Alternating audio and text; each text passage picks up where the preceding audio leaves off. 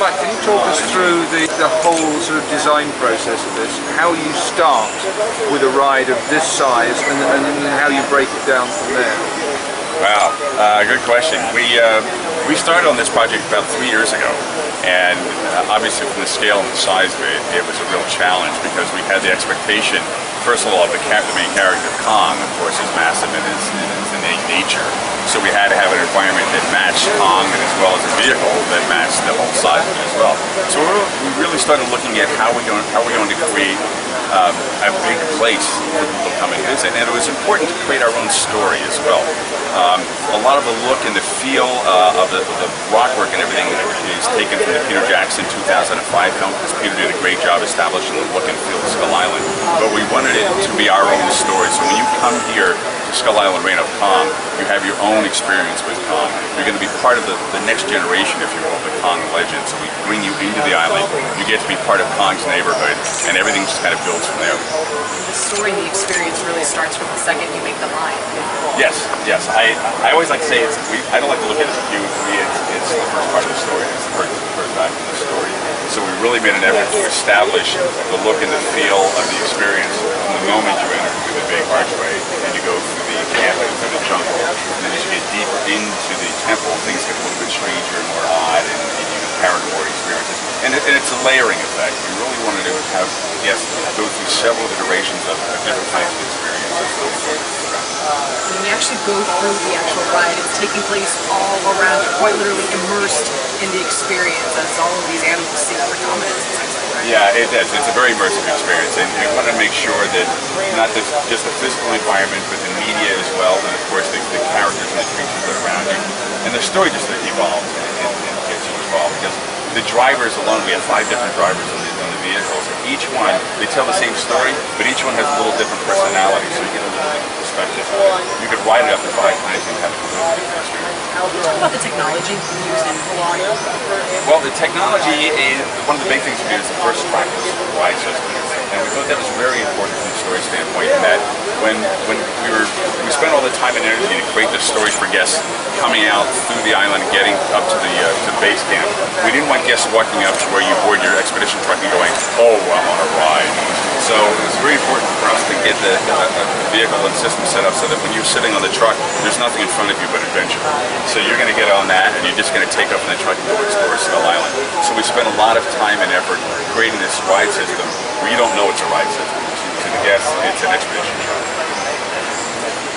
Mike, one of the obvious highlights of the queuing area is the experience in that cabin with the Charwoman and the fire and the chanting.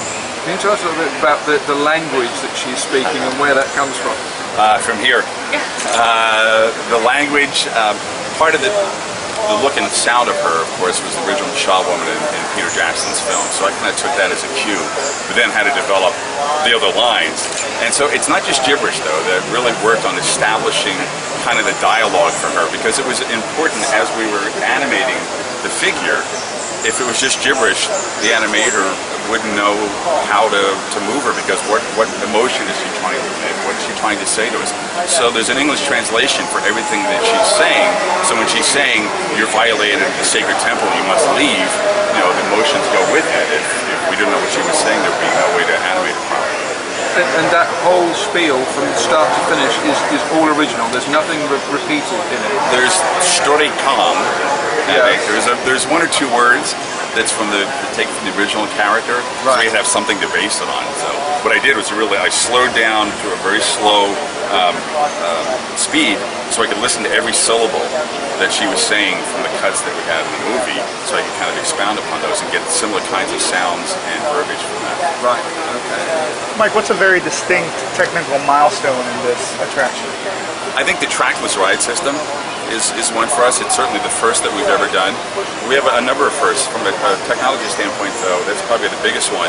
But then things like including a live character in the queue is another first for us. We haven't done that before. We had them in Halloween Horror Nights, obviously, as a big success. But we've never put one into the story full time, and I think it's been a great surprise for the guests. Last time I talked to you about Transformers, we talked about how having Optimus overhead was a big thing that stood out for you. What is that equivalent for this ride? Oh, it has to be Kong.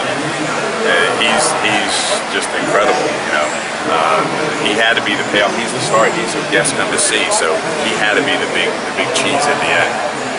And what was sort of the technical challenge you guys had to overcome?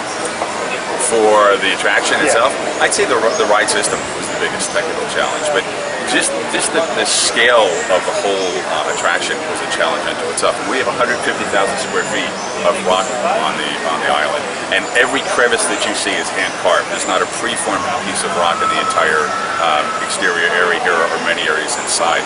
And the Great Wall is almost 80 feet tall. So just building something that big and bringing the authenticity to it, so that you're walking close to it, you're walking right up next to the wall, you get a sense that you're really on the blockwork on the island, and the characters then become more real for us. Tom's such a beloved character. You know, what has been the response? Reign of Kong's been open now for several months. What's been the response from people who have taken the ride? Oh, it's been great. We love it, and that's the best part of doing this. Really, it sounds old-fashioned, but the greatest reward we get is seeing guest experience. And of course, he's been such an iconic character. For Universal, it's kind of come home now for us, and through movies and television and everything. So yeah, I think it just shows that his longevity, that he'll be a great character forever, and this is that next generation for us to tell the story. One more question, guys, and then we'll have to wrap up.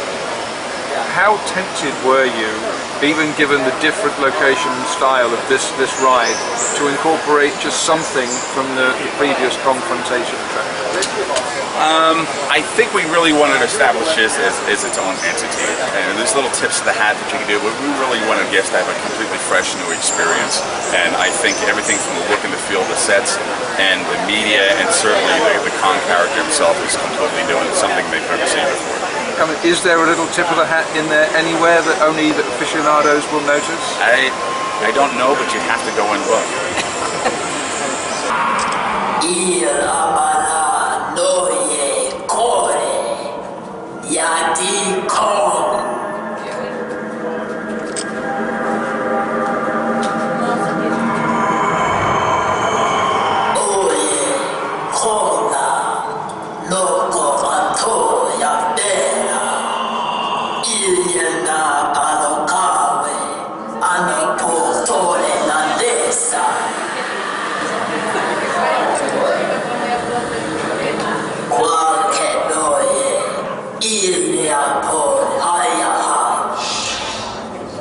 Iloba, ona ni ho ara, ile